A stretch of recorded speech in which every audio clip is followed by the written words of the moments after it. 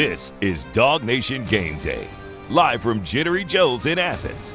Brought to you by Kroger, R.S. Andrews, the UGA Bookstore, Sir Chero's, J. Stein Law Firm, and Jittery Joe's Coffee. Now here's your host, Kaylee Mansell. 2 months ago, the road to go for 3 in 23 started right here in Athens, and here we are on a cold, rainy November Saturday as a top 10 matchup is about to take place here in Athens, Georgia. We've been waiting all year for the second half of the season to start to kick in. 3 ranked opponents took down the first one. Gonna try to take down another one today here because it is senior night here in Athens. Mike Griffith joins us today. I'm Kaylee Mansell. Mike, home game atmosphere here, huge, possibly one of the biggest senior nights the Dogs have seen ever. How big a factor does home game advantage play in this game? I think it's huge. I mean, I think it's everything, and you've heard Kirby make that call out not once, not twice, but 3 times. He wants noise. You know, the way Ole Miss operates with that hurry up, you want to disrupt that. Look, we saw this last year. This is very similar to that Tennessee game. Now, this is a night game, and that was an afternoon game, but this wet, damp weather, the stakes are very high. Remember, last year was that historic 1 versus 1. This year it's 1 versus 10. Everything on the line for Georgia. It really is. I mean, I really think they need to win this game. You don't want to put yourself in a position where you got 1 loss going into that SEC title game or Tennessee next week. But I think home field is huge, and I like that it's under the light. Football weather, we're going to see those Dog fans challenged to stay warm tonight, Kaylee. They're going to make some noise. The ones that are in there are going to be making some noise. And speaking of the weather, both offenses for Ole Miss, UGA, super high-powered, super high-scoring. Does the weather have an effect on that today? I think it could. I think both of these teams want to be very careful with football, and I think it works a little bit for both teams. So I think it works for Georgia in the sense that Ole Miss has been a very fast starting team. You look at the way they've outscored teams in the first quarter, like 117-38. Maybe this weather slows them down a little bit because they don't want to turn the ball over. They don't want to fall behind. Georgia's given up opening drive touchdowns the last 3 games, so this is going to be something to look for right out of the gate if they can keep Ole Miss out of the end zone on the opening drive. So I think the weather slows Ole Miss down out of the gate a little bit. Now, conversely, I wonder about Georgia's balance and ability to run the football. How does Pete Golding, the Ole Miss defensive coordinator, play this? So much of what Georgia does is determined by what the opponent gives. So a lot of this is going to be what Ole Miss does. How much do they stack the box? Do they challenge Carson Beck over the top? And how does Georgia respond, right? If Kirby falls behind, he's going to be more apt to open it up quicker. But if this is a nip-and-tuck battle, I think you're going to see Georgia be Georgia. They're going to be somewhat conservative with their play calls, and then they make those tremendous judgments at halftime. Mike Bobo, great job last week, Kaylee. Remember, Carson was 11 of 14 in the second half last week. That's a lot of Mike Bobo and a lot of Carson Beck settling in. So I think the weather is kind of a plus and a minus, but ultimately it's going to come down to which team can manage that better. Well, Mike Griffith getting us off to a strong start as we hope the Dogs can do the same here as game time starts at 7 p.m. We've got Mike with us now, but let's go ahead and take a look at what we're going to do today with our game day show menu. Of course, I've got Mike G here with me right now. We're going to do our J. Stein injury report, have Connor Riley join us later to give us some insight on some of those injuries. Is Brock going to come back today? Could he play a snap? What's the status on Jamon Dumas-Johnson? Then we're going to do Kaylee's Keys, impact players, and a huge recruiting weekend for the Dogs. True night game, big atmosphere. College game day is here. Jeff Santel is going to give us the update on all we need to know for recruiting. But first, let's talk about our opponent. Here's the things that you need to know about Ole Miss. Mike, I have to ask you, could this, from Lane Kiffin's standpoint, be the biggest game that he's played in his career this far? Only if he wins. He's lost a lot of big games to this point, and that's kind of been the knock on Lane Kiffin is he's missing the marquee wins. I think they've only got a couple wins over top 25 teams. But you beat number 1 on the road, and certainly Lane has played this up quite a bit. He's talked about that. Oh, this is a team that hasn't lost since 2019. Great coaches, great players, great environment. He has tried to turn this into as much of a circus as he can to put pressure on Georgia. Conversely, though, I think there's some pressure on him, too. Ole Miss was 8-1 last year, and I think they lost 4 out of their last 5 games. They've been top 10 3 years in a row, but what do they really have to show for it? Now, the other thing to think about is this, Kaylee. These teams are built differently. When I look at Georgia, I see 3 transfers on the whole team. right? I see the two receivers, Ra Thomas and Dominic Lovett, and they kind of replaced the Donnie Mitchell who went to Texas and Jermaine Burton who's starting for Alabama, right? And then you see Ty Key, who came over from West Virginia a few years ago, actually injured and finally fought his way in the lineup. And that was because we saw Major Burns transfer to LSU where he starts at safety. So only 3 guys. But you look at Ole Miss, you're going to see 28 transfers on the 2 deep. And this is my thought. When adversity strikes and when things get tough, this is when that connection kicks in. This is when knowing your teammate, knowing their why, playing for one another matters, where these transfers, or the replacements as I called them this week. I'm not sure how Ole Miss folks. Quote them on that. The replacements, they came to Ole Miss for themselves. They left a team behind. And I'm not going to say they're all selfish, but I'm going to say that when stuff goes bad, I don't think they're going to be quite as inclined to stick together and to play for maybe the G on the helmet like the Dogs do, or I don't know, what do they got, Old Miss on the side of their helmet. So I feel like that's an advantage for Georgia when you get in this kind of inclement weather. I think it's going to be tough for Ole Miss, away from home, cold, the crowd is against you, a lot of transfers, playing for themselves, playing for that draft stock, whereas Georgia playing for each other and playing for a piece of history. One thing I think that's interesting to point out too, Ole Miss only one loss on the year to Alabama, but 4 out of their last 5 wins have been decided by 7 points or less. We know Ole Miss's offense is where their strength is, but do you think their defense is going to be able to put a hold on the Dogs today? You know, putting a hold kind of gives me a concept of containment, and that's not really how Pete Golding does it. So this is a team that leads the SEC in turnover ratio, and yet you look at their third down conversion defense, and it's not real good. They give up a lot of plays, but Kaylee, they gamble. They want to create havoc. They want to take chances. Because they have an explosive offense, they feel comfortable gambling on defense. Quite frankly, they don't have a choice. They don't have the personnel like a Georgia certainly, or an Alabama, or even a Missouri. So they have to take a lot of chances. Now, this is where it gets kind of deep. Pete Golding, Lane Kiffin, Kirby Smart, these guys are buds. Yeah. They talk in the offseason. They share a lot of their schemes. They know one another really well. It's almost like 2 brothers fighting, right? The other one knows the other one's moves and doesn't always make sense which one wins. But I think they're going to be in each other's heads. There's going to be a lot of 3-dimensional chess being played, a lot of scheming. End of the day, though, I think it's boiling it all down. I think this comes down to Carson Beck. Like I said, this is a guy who says he can solve Rubik's Cube in a minute, but can he solve the Ole Miss Bliss package, call all the proper protections, make the checks, and go to the right hot receiver? Ole Miss, conversely, going to try to lure him in with some of these blitzes, jump those hot routes. Somebody's band's going to play. Who's it going to be?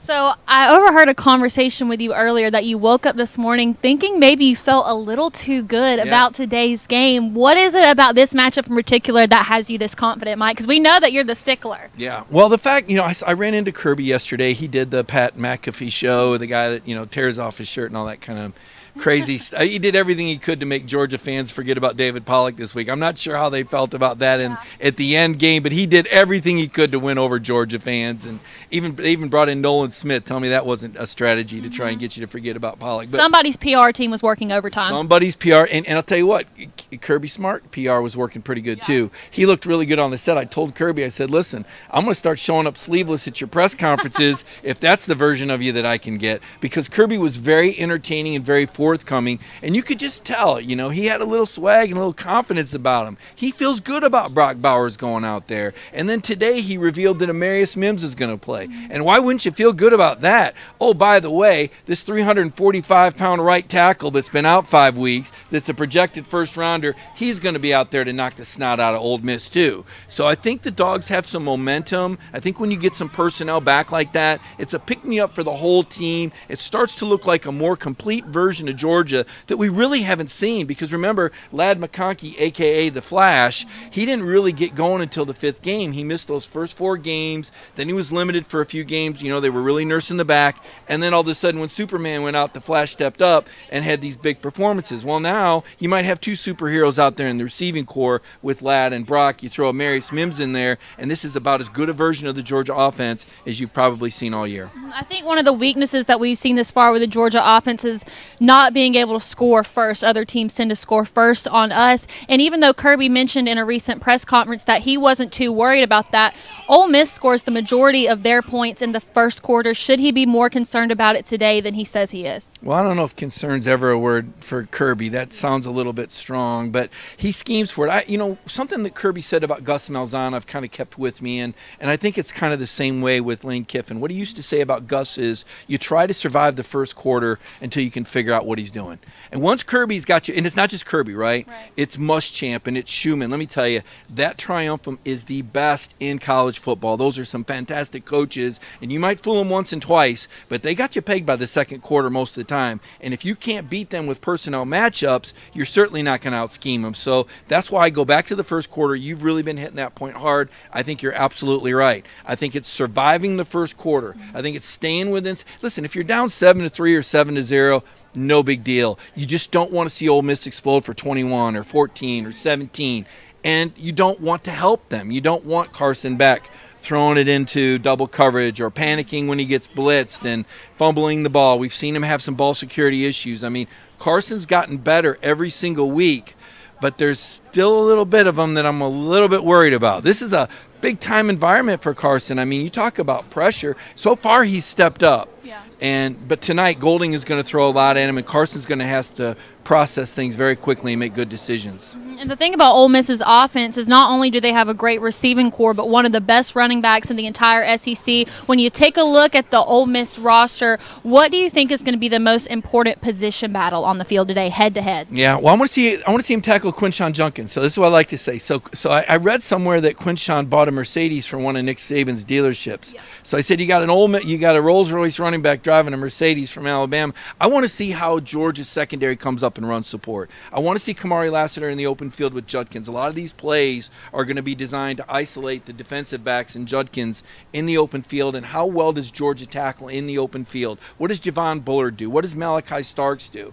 Right? What does Dalen Everett do, and what does Kamari Lassiter do? How those defensive backs come up in Judkins and run support is big. This is a guy you've got to swarm. It's going to be really hard to take him down one-on-one. Remember, JDJ, Jamon Dumas-Johnson, he's out.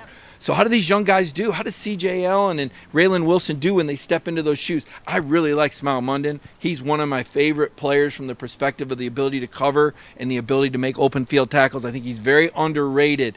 Take a close look at number 2 today on defense. I think this is going to be a really big deal for Munden, and that's my individual matchup of the day is Munden and Judkins. I think you're going to see these guys one-on-one a lot. Well, now that we've had the chance to talk about the UGA defense, let's talk about the UGA offense. I wanted to ask you this last week. It felt like at the beginning of the season when things weren't going as well as we had hoped, all the blame was put on Bobo. All the social media stuff was on Bobo. And now that UGA's kind of had a trail of success, you don't hear those complaints as much. How do you think that Mike Bobo has really developed this far this year being the offensive coordinator?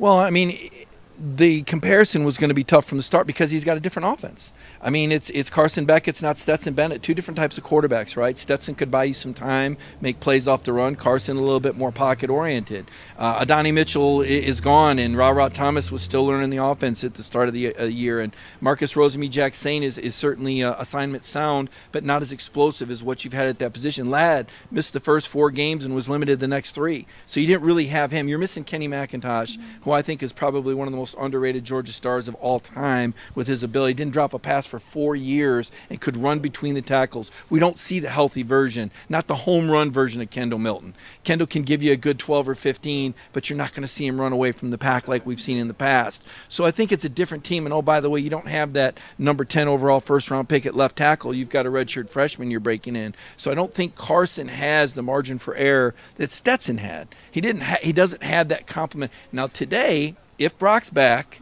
if Ladd is still 100, if Amarius Mims, now we're going to start seeing a little bit more of a complimentary package for Carson, right? I thought Carson would have to do a little bit more playmaking. He hasn't yet.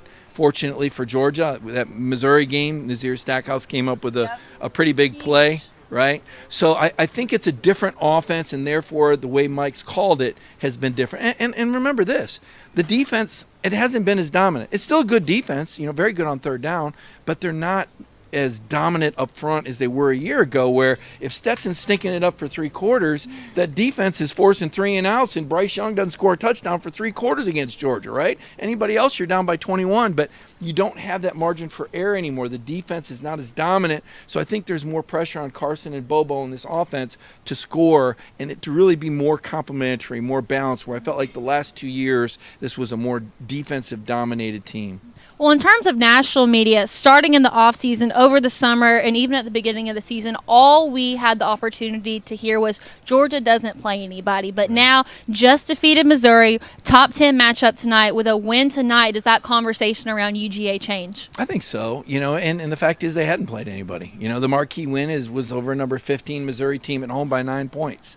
And it was very close going into the fourth quarter. That was a very evenly matched game. So I think Georgia does have something to prove, and from the micro sense, Kaylee, because I think a lot of people, a lot of Georgia fans, and for all of us, it kind of runs together. We've been here every day, me for 7 years. You see it all run together, and you just kind of group 2020 and 2021 and 22. But if you're the college football playoff committee, you have to look specifically at 2023. And if we look specifically at 2023, this is a Georgia team that's trailed in 5 out of their 6 SEC games. Right? This is a Georgia team that's most impressive win is a 9-point home win over the number 15 team in the nation. There are no other ranked opponents that you've beaten right now. This is a Georgia team that's only beaten 4 FBS teams with a winning record, whereas Ohio State has 7 of those wins, in addition to a win at Notre Dame and over Penn State. So from the committee's perspective, if we're looking strictly at 2023, Georgia's in the right place. Now, you just said it, though.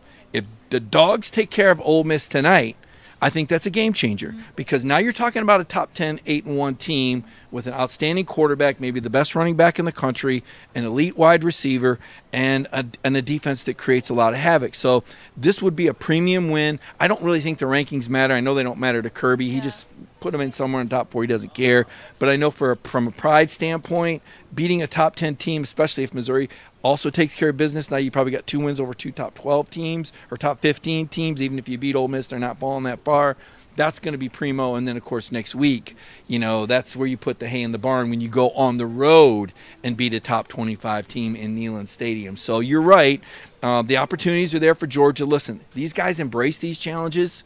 They like the idea of getting better every week. The schedule's worked for Georgia. Kaylee, I think it's better this way.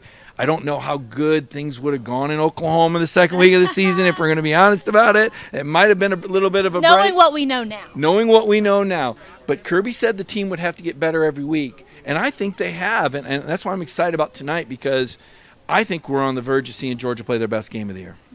Well, alongside of it being a top 10 matchup, it's also senior night here in Athens. You've covered the Dogs for quite some time. Have you ever seen a senior night that was this much anticipated, not just because of the seniors, but because of the opponent itself as well as the stakes? Well, I'll be honest with you. And Kirby made a joke about this, and I forget, I think it was Xavier Truss was saying that he'd have tears in his eyes when he hugged Kirby, and Kirby said, "He hugged me last year." Like, who's the senior and who's not the senior? We don't really know. I mean, because of that COVID year, everybody's eligibility clock stopped. So we don't really know who's going to continue to use eligibility and who's not. And they don't know either, because they're cutting NIL right now.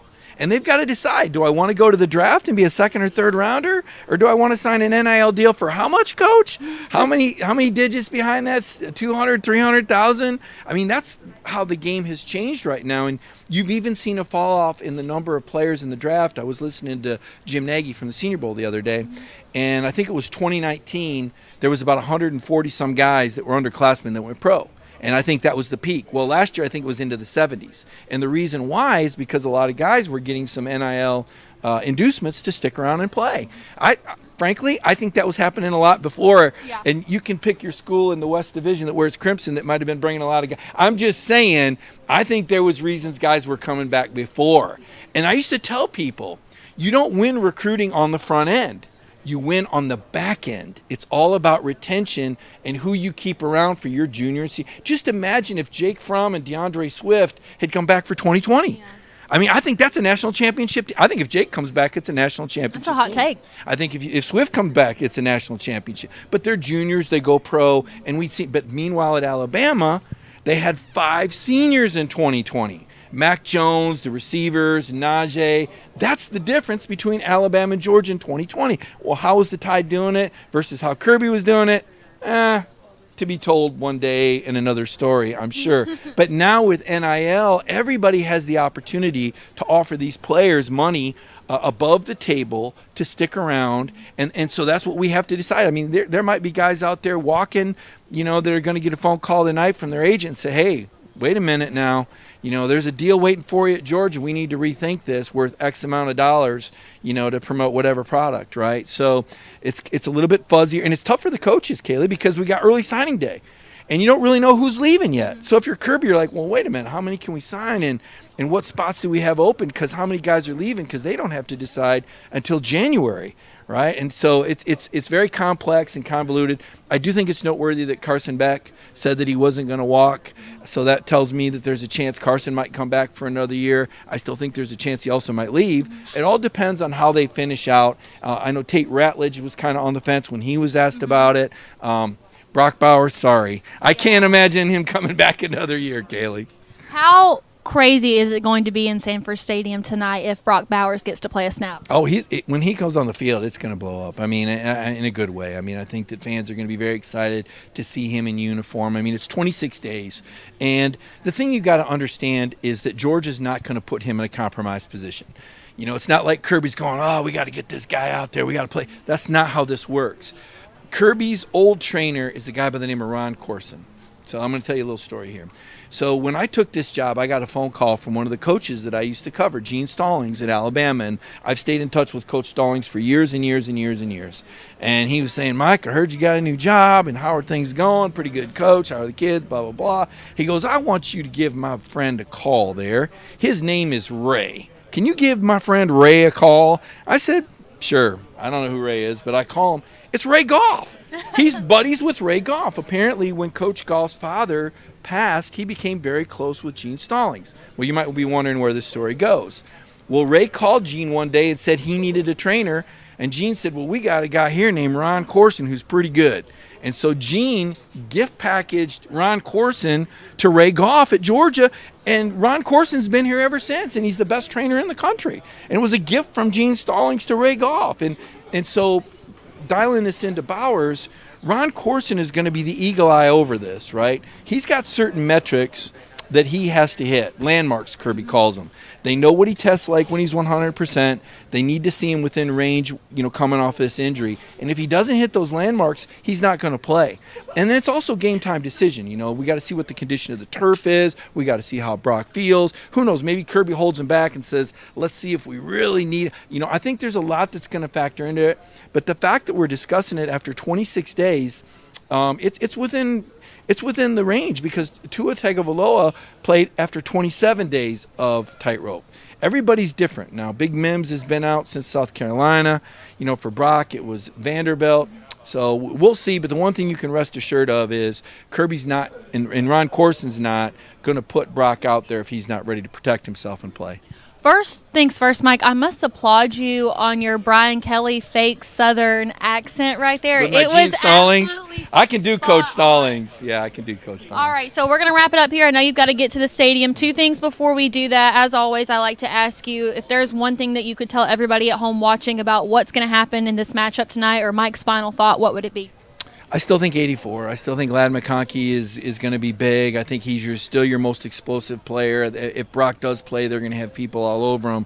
I think Ladd McConkey is the guy that needs to have another big night. The chemistry between him and Carson Beck, it's going to be important because he's the guy that's got to hit the home run when Ole Miss gambles and shows that front and they go deep and it's one-on-one. I think you got to see 84 come down with the ball. So offensively, I think 84 is the key guy. Defensively, it's Smile Munden. As I said, Smile is all over the place.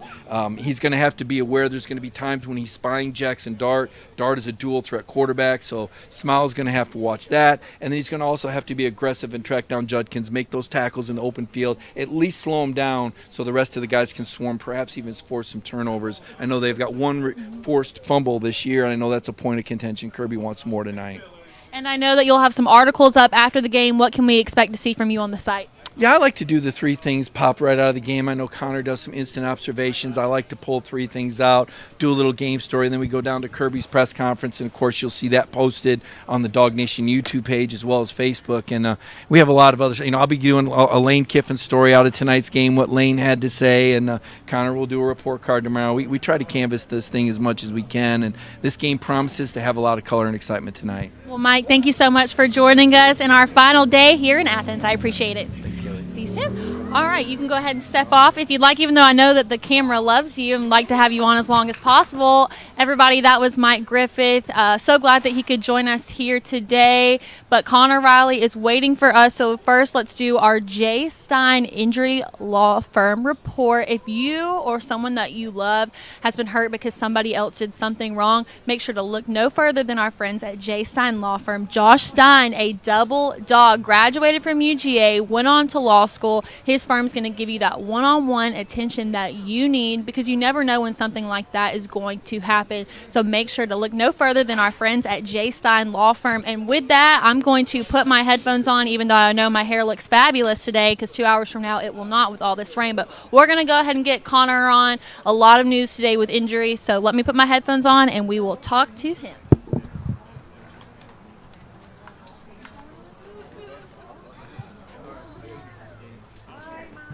Okay, with that, let's bring in Connor Riley. Obviously, the big talk of what is going on today is, will Brock Bowers see the field? Will he be able to make an impact? Hopefully, Connor will be able to give us the updates.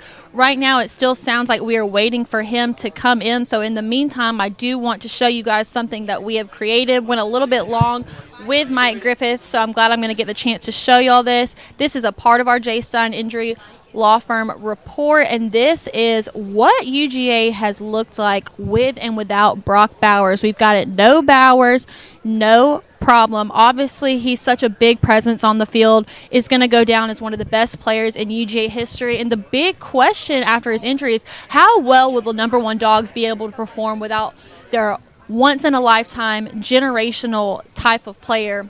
And these are SEC matchups. We wanted to keep it fair. With Bowers in 4 games, we averaged 319 passing yards per game, had 7 passing touchdowns, but gave up 3 interceptions. Now, granted, we've only had 2 SEC games without Brock at this point, but the numbers aren't really different. Yes, the passing yards per game is a little bit lower, but we've started to run the ball a lot more in the second half of the season. 4 passing touchdowns and 0 interceptions, and that's only half the games that we had with him. So really, if you look at it on paper, the numbers really aren't that different. Granted, we have had a full Ladd McConkey back at full health, and he's really thrived in the absence of Bowers. We've seen Oscar Delp get some quality touches. So with that, let's go ahead and bring in Connor so he can tell us more about whether we can expect Ladd today.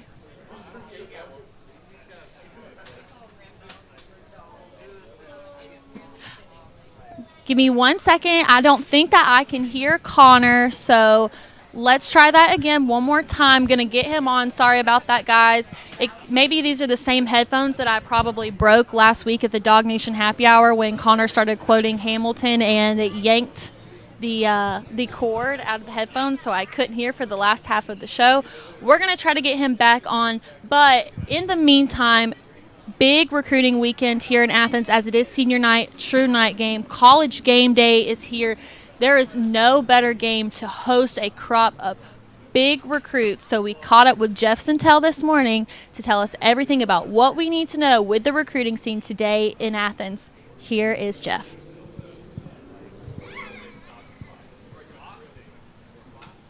DawgNation recruiting insider Jeff Sintel about to make his way to Athens. Jeff, where were you last night?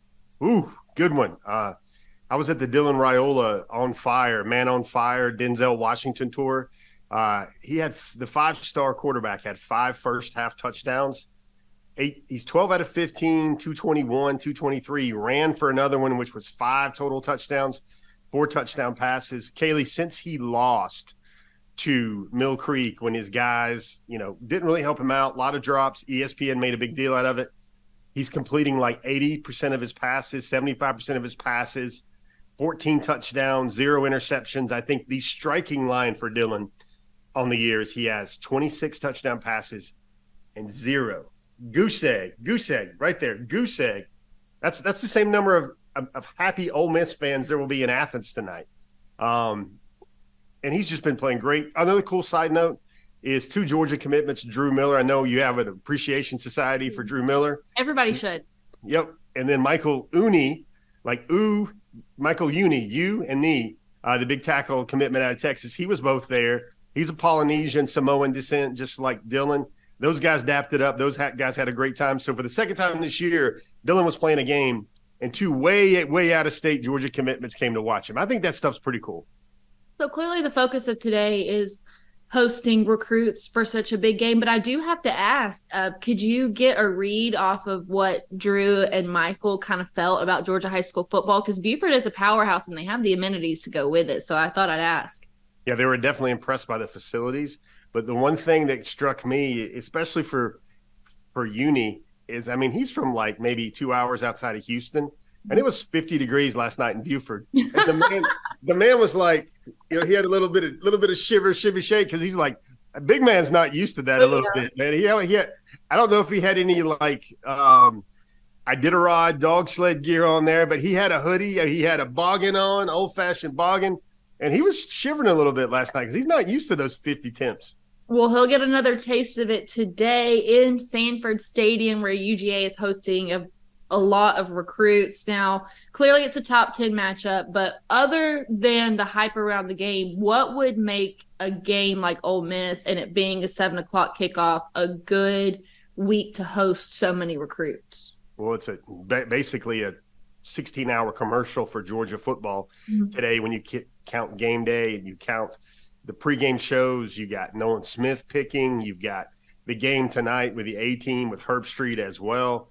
It's a top 10 matchup. It's senior night in Sanford. We're going to get sentimental tonight about that, Kaylee, because so many great dogs. Ladd, Cedric Von Pron Grangers, Xavier Truss, on and on and on, on and on and on. Like, so many great dogs are going to be kind of getting a little misty-eyed. Somebody's going to be cutting onions in Sanford Stadium tonight, right around 6:40 or so when that happens.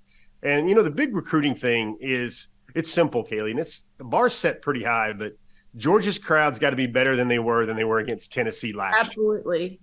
And that's a lot. That's like 455 pounds on the bar. But you'll have the rain, you'll have the mist. I think the dogs can get there. The recruiting thing is the recruiting. I think if Georgia was playing Kennesaw State or Alaska Tech, A&M, there would be tons of people there. There would be tons of recruits there. The big thing, and that sizzling headline people want to see, number 1 player in the country, 2024, Dylan Raiola's there. Number 1 player in the country, Elijah Griffith out of Savannah, he's there. Number 1 player in the country, 2026, Juju Lewis is there. And they don't rank 2027. List goes on. They don't rank 2027s and 2028s, but you can bet your bottom dollar that there's going to be one of those guys that they're in Athens tonight too. I think one of the things that separates this game or makes it different than what we've seen in the past is we do have some JUCO guys on the list. What's the appeal of bringing in a JUCO guy and coming from a smaller school like that? Do you think they experience any sort of culture shock when they come visit games like this? Well, they're going to go crazy. Jaden Hamlin, the young man out of actually Valley, Alabama, who's at a Mississippi JUCO right now. I mean, Kaylee, he was visiting South Alabama and Akron over the summer. Those were his official visits, but his stock kept going up. And really, I'm going to just be honest with you, Kaylee, it's a culture of the NIL. Maybe Georgia's alpha priority D-line targets in 2024, the high school players. They've chose to make their college decision based on other factors than just NFL development and, stage, best program, best team, that sort of thing. So it's kind of forced Georgia to go back in the JUCO ranks, really for the first time since the 2020 signing class. They actually are hosting 2 JUCO official visitors. Also, Nazir Johnson, the Florida commitment from Dublin, Georgia, is also in town on his official visit as well. Florida's the school he's still committed to. FSU is also really lurking there for him as well. And you mentioned we have a few number 1 recruits in the house, not just the one that's committed to Georgia, but you mentioned Julian Lewis, who is the number 1 player in his classification and is also a USC commit. He's taken a few visits to Georgia. Why is it that players that are already committed, why do they continue to take visits? Sometimes there's just a great football game. There's just a show. And for Juju to go see USC, that's a long way. He's in the middle of the playoffs, and he's like, well, how can I see a big atmosphere? And how can I see a big game? And knowing Juju, he's so analytical. I bet he's just watching Georgia kind of say, man, I'm going to face them one day probably if I'm not a dog or whatever. I wouldn't get DawgNation's hopes up about Juju Lewis continuing to come to Athens just yet. Let's wait and see on that, folks. But committed to USC. I think the big one there is Elijah Griffith, though. If you sooner or later on Hedges, Kaylee, we'll get you to concoct and author another brilliant slide. We're going to put the 2025 top targets up. We usually do that in November, December. And Elijah Griffith, if he's not one, he'd probably be two, maybe two or three. David Sanders, Elijah Griffith, kind of interchangeable right now. Maybe also throw Travis Smith Jr. there as well, the talented Westlake receiver that's going to be in town today as well. And you gave us a long list of people we can expect to see today on your Before the Hedges show. That's every Wednesday night at 8 o'clock. Have there been any updates or adjustments to the list that we saw before? Yeah, a few. I think an intriguing visitor that announced he was coming today was Mason Short. He's out of Evans High School in Augusta. He's committed to Bama, and yet he keeps coming back to Georgia. I think it's too early to say flip season for 2025, but, Mason probably is like, man, it's not too far away from his CSRA roots in the Augusta metro area. He's already been to see the Dogs before. I think the Dogs were always like 1, 2, or 3 in his recruitment anyway. So the more you keep visiting, and hey, DawgNation, it's up to you. If DawgNation is even more electric than it was for Notre Dame 2019 or Tennessee 2022, if you guys can find a new level, that's only going to impress all those boys in the stands tonight. And Jeff, as always, to wrap up, for those at home watching, what's the one thing you would want them to know about this game? Just special. It's really just special. A lot of these guys, I'm just going to say it. I feel like it's the last game in Sanford Stadium for Amarius Mims. I feel like it's the last game for Brock Bowers. Those guys aren't even seniors. And folks, I'm going to tell you, if you got any breath in your lungs, if they announce Bowers as a starter or when Bowers hits the field tonight, if you got any breath in your lungs after that moment happens, you're doing it wrong. You should probably think, is there anybody else in my family or my neighborhood or at the country club or at the weight or at the gym? Is there anybody else that could have better served the University of Georgia today than me? Because you're supposed to be hoarse leaving the stadium after a moment like that. Wow, that was very inspiring. That's what we're here for, Kaylee. That's what we're here for. Thank you, Uncle Jeff. And when can we expect to see your gallery of photos that you take at every game? So we dropped the dog walk probably as fast as humanly possible. Like the dog walk's done, and that thing's up on DawgNation.com probably like 15, 20 minutes later. Then we're going to have galleries of recruits. We're going to have galleries of the game. If any photographers out there know what I'm talking about, I'm going to speak your language. I have a 400 millimeter 2.8 lens tonight, specially brought out the big gun for this game. And that means the photos are going to be extra crispy, even nicer and even smoother than Bulldog Elvis back there. Well, I hope tonight's game is just as extra crispy as those photos that you're going to take. Thanks, Jeff. No problem, Kaylee. And that was Jeff Sintel with Sintel's Intel, our weekly recruiting report. And with that, let's go ahead and make the word of the day extra crispy. I'm not sure that Jeff entirely used that word in the context that it's supposed to be in. If anything, I feel like this weather outside that we're having is extra crispy. It's got that cold chill in the air, and like Mike Griffith mentioned earlier, I do think it could have a potential on the outcome of the day. Really high scoring offenses, weather could slow that down. Not going to see the ball on the ground as much, but hey, maybe that helps with such a mobile quarterback like Jackson Dart, not going to be able to move around in the pocket like he typically does. So we'll see how that could play into tonight's game. But with that, we're going to go ahead and try to get Connor Riley back on. If we can't, we've got plenty more things to go over. But we're going to try to get Connor back on because I know the big thing that y'all are worried about is the status of whether Brock Bowers will be able to return or not. So going to see if Connor can hear me. Let me get a test, Connor. As of right now, still not looking good. Think we're going to have to scrap that for the time being. That's okay, though. We're going to have some special guests come on later in the show. But with that, let's go ahead and take a look at Kaylee's keys to the game. I have to add, guys, all day Tuesday I spent going through the numbers, looking through the stats, all the games that Ole Miss, they played really close. I tried to find some sort of pattern or weakness. And there wasn't one thing that really stood out to me. It seems that the games that were close, I thought maybe there would be more passing touchdowns from the opposing teams, but it really was just the inconsistency. And so starting with that, my first key to the game is all about lockdown defense in the first quarter. Now, we're going to have to play lockdown defense the entire game. We know that the Ole Miss offense is going to be super fast-paced. They're going to set the tone really early. But the thing about Ole Miss, and we talked about it with Mike earlier, is their ability to get the game going. They're a start strong, finish strong team, and Jackson Dart has been especially effective in the first quarter so far this season. He's been 50 of 68 for 802 yards and 7 touchdowns in the opening frame. And under Kiffin, the Rebels tend to do a lot better when scoring first. They're 26-5 under him. So the Dogs, even though one of their strengths is not being able to jump on a team immediately, we're going to have to go ahead and establish that dominant defense in the first, because Ole Miss has a tendency to do better in the first and the fourth versus the Dogs, on the other hand, scored the majority of their points in the second and the third. So the Dogs are going to have to stop them in one of the quarters that they're better at. I would rather go ahead and do it right there in the first quarter. Moving on to the next key, have to limit turnovers. And it feels like this is almost common sense for every single game, but the one category that Ole Miss does lead the SEC in is turnover margin, their ability to create turnovers. 10 interceptions on the year, 4 fumble recoveries. Now, with it raining, being a little wet and slippery outside, we could expect more turnovers than we typically see, but we can't give Ole Miss any opportunity to have the ball in their hands, because we know that they are going to move the ball quick. 7 touchdowns this year that have been scored in under a minute. So I prefer to limit turnovers. That way UGA can keep the ball as long as possible, control possessions, control the clock.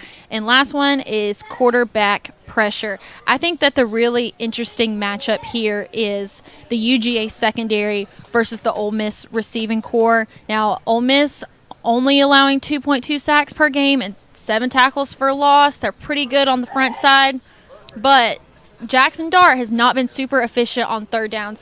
When you take a look at the numbers, something that Connor brought up on the DawgNation Happy Hour is that really is Ole Miss's weakness, is their ability to convert on third down. They have a better fourth down conversion percentage than their third downs, and they've only been able to convert 19 of 56 when throwing the ball. So I think quarterback pressure is absolutely huge here. We've seen UGA get a little bit better each week with that, but huge for the Dogs today. And with that, we're going to go ahead and move on to our impact players of the game. These were really tough to pick tonight.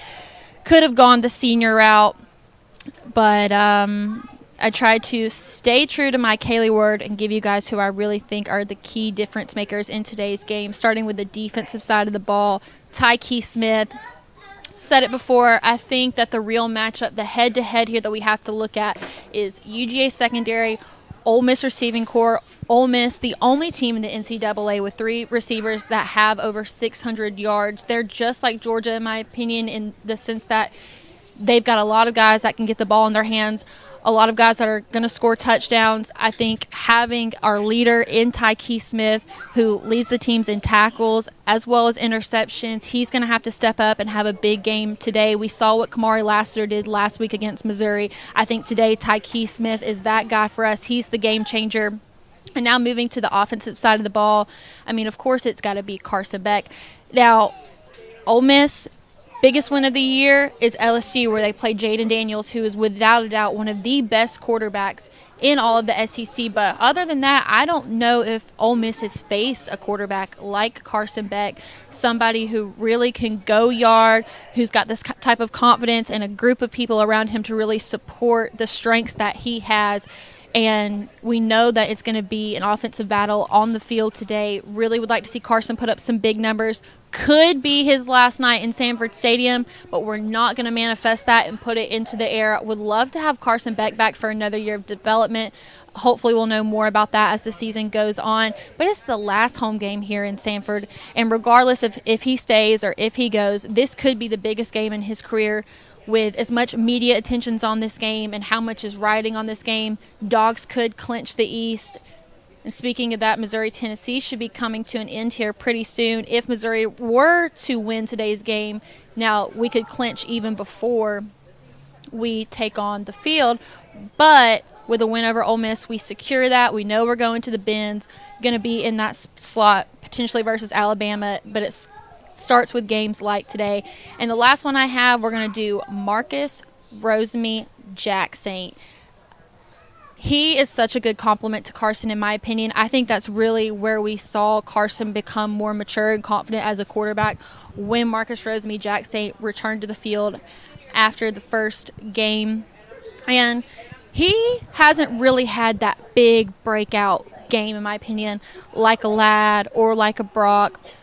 And last week, I told y'all I was trying to find inconsistencies for the games that Ole Miss had played really close, and I couldn't find one. But I think it is important to note that last week, the Ole Miss defense gave up 457 yards of total offense to Texas A&M's backup quarterback. Keep in mind, backup quarterback. And a lot of that in watching the game was because of blown coverage from their pass rushers, and that allowed Texas A&M quarterback Mac Johnson to basically pick apart the Ole Miss secondary. So I think you need a veteran guy like Marcus Rosemy Jackson, who is a senior on this senior night, to do the same thing that Texas A&M was able to do to Ole Miss last week despite not being able to get the win. And I think a guy like having Rosemy Jackson out there playing at the highest level of competition, he's the kind of guy that other guys feed off of him.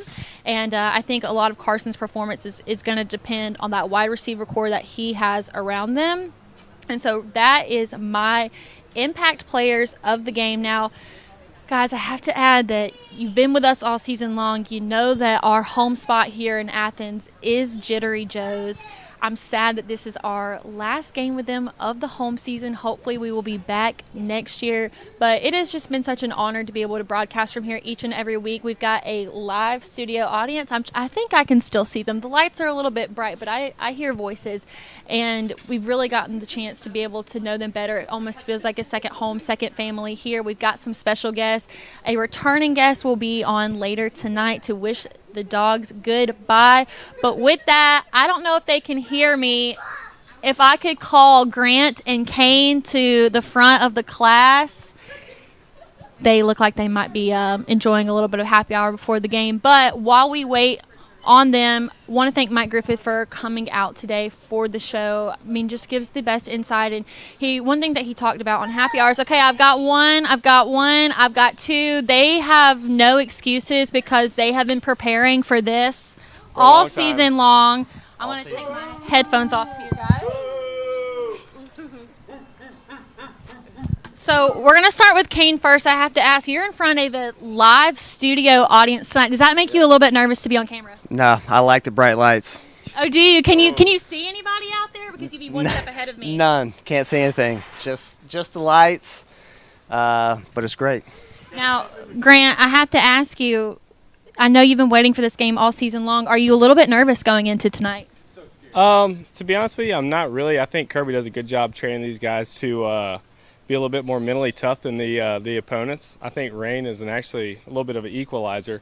People get upset about, everybody's complaining about the ball being wet and the ground being wet and whatnot, but ultimately it comes down to whoever's more mentally tough. Big senior group going through tonight. Do you think that this could go down as the best senior class that the University of Georgia has ever had? It's going to be tough to beat.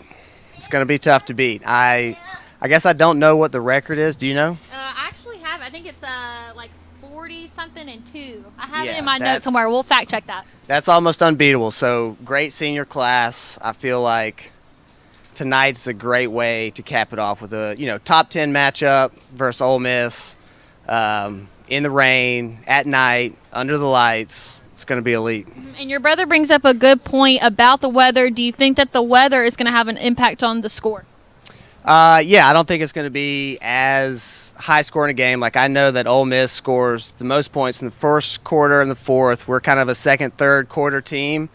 So for us, like, I guess my prediction is going to be 34-21. I like to see Bullard really kind of come downhill, stop their run. I think kind of my dark horse is Aaron Smith. Like, I think we're going to have a couple plays. We got to hit him, get a couple explosive plays, and I think we're going to be okay. I know you guys have been out here mingling. I just had an opportunity to do my impact players. So for tonight, mine were Tyke Smith, Carson Beck, Marcus Rosemy, Jack Saint. Who of the Dogs roster do you think is going to have a big game tonight? So I've heard through the grapevine that potentially Bowers is coming back. Is that true? Or is that... Everybody has a guy. You got a guy that knows a guy? I think I got a guy that knows a guy. I know a couple people, but if he does come back, I think it's going to be pretty easy for him to push some people around and make stuff happen. And what about you? Who are your impact players on the night? So I'm going to go Bullard for one, but I think our D-line, I'm going to put them as one. Like, I think they have to step up. They've got to be really good tonight, and I think D-line is it for me. I got one more person. Oh, go ahead. I got to talk to Kendall Milton recently, Oh, did and you? he mentioned to me that he was pretty excited for this game. Okay. I think he's going to turn the Jets on tonight and show some people what he's got. Oh, so we know his source now. He doesn't know a guy who just knows a guy. He knows the guy. Oh, I talked to him for at least an hour. Just me and him. It was great. So I'm going to go back to you. What about the coaching battle between this game? Is that a key element that makes it a little bit more interesting than some of the games that we played this season? I think it absolutely is. I think Kirby is somebody who is he's done it now, and he's not done it just once. He's done it twice. I think Lane Kiffin is looking at him as somebody who he idolizes and wants to take down. I think Lane Kiffin is tricky and he's smart. He doesn't really have anything to lose tonight. He's coming to the back-to-back national championships house at nighttime ready to play. I think he's bringing everything he's got, but I think Kirby's got a good game plan cooked up, so we'll see. So technically Ole Miss is the last opponent that Kirby has to defeat in the SEC. He's beat everybody except Ole Miss. Technically, on paper, the Dogs won back in 2016, but that's because the win was pulled away from Ole Miss due to NCAA recruiting violations. So from your standpoint, do you think that this could potentially be a bigger game to Kirby because this is like the last one out of the entire gauntlet that he has to face in his career? I know that's a little deep, but I think that you got it. It's deep, but, I think we probably think about it more than Kirby does. I know Kirby has a lot of coach speak, and he just kind of sometimes runs through the motions when he's talking and stuff. But I don't think it's got anything to do with Ole Miss. I just think he wants to beat Lane Kiffin. I know Kirby's competitive, and he does not want to have that coach text chain with with Lane having the W over him. So Georgia still sits at number one, at least in the AP, not in the college football playoff rankings. What does a statement win over Ole Miss tonight say about the Dogs? I think it kind of silences some of the critics. Not that there are that many critics as the number 2 ranked team in the nation, but there's been a lot of talk earlier in the year with the soft schedule and all of that. But beating Missouri, coming in with Ole Miss, we make a statement win and we go up to Knoxville. I mean, I think we silence the critics and ultimately say like, hey, we're back-to-back champs, and to be the man, you got to beat the man.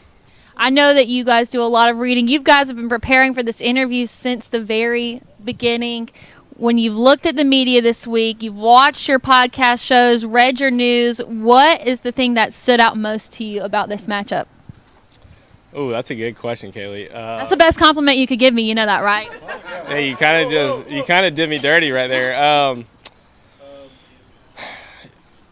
Ultimately, I think that Ole Miss just comes in and they truly are the underdog, and I think that Lane Kiffin wants to beat us so bad that he has these boys so ready to play. I think Kirby's just going to have to do a good job of ultimately trying to defend their enthusiasm, and these boys are going to come in. They're going to lay some big hits down. But I think ultimately it's another game for Kirby. I kind of wanted to go back to the previous question about Kane about going back and forth between the coaches. I don't think Kirby thinks of it as the last, SEC team that he needs to beat. I think it's just another game for him. I really appreciate that about the way that Kirby talks and the way he coaches. He doesn't get, too involved in the moment and too hyped up about it.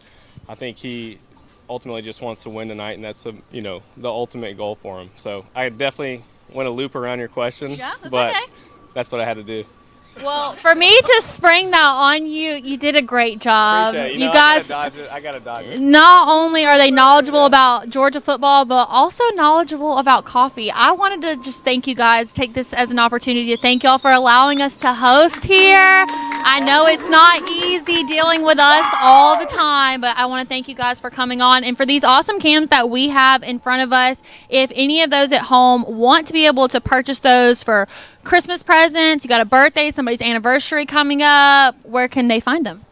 So you could go to our website, jitteryjoes.com. We'll have everything there. We're going to do a pretty cool combo pack with like an Attack the Day, Championship 2022, 2023, or 21, 22. And then you can come to all of our stores all around Athens and Oconee and pick up cans there too. All right, guys, thank you. And I want to say, from Jittery Joe's, like, we just have really appreciated DawgNation, everything y'all have done this year, coming here. And, you know, at the 5 Points location, I think it's been so much fun. Like, we've loved it, and Kaylee, you've done a great job. Oh, thank you, guys. I promise I'm not blushing. It's because it's cold outside. Thank you, guys. Thank you, Kaylee. Thank you. Appreciate it. Thank you. All right, and with that, guys, we are going to have to start to wrap up senior night, last home game of the season. Everything that we have been waiting for, it wraps up here tonight between the hedges in Athens. Top 10 ranked opponent. It feels like one of those games that we've been waiting on all season long. I do have somebody who you guys saw earlier in the season. You keep asking me about her, and it's time to bring her back to wish the Dogs good luck. It's your time to shine. I'm going to try to pick you up with one arm, even though I didn't do arm day this week, so I'm not that strong. You ready? Miss Kennedy? Go Dogs! Woof, woof, woof. She's going to be taking my job probably 10, 15 years from now.